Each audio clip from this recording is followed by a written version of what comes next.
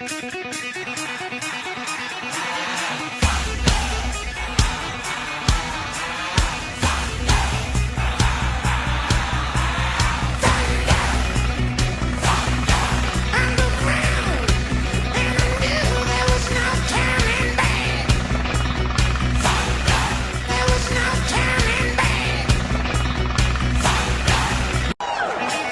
the proud spirit of America and in the proud spirit of our great country, I just got three things to say.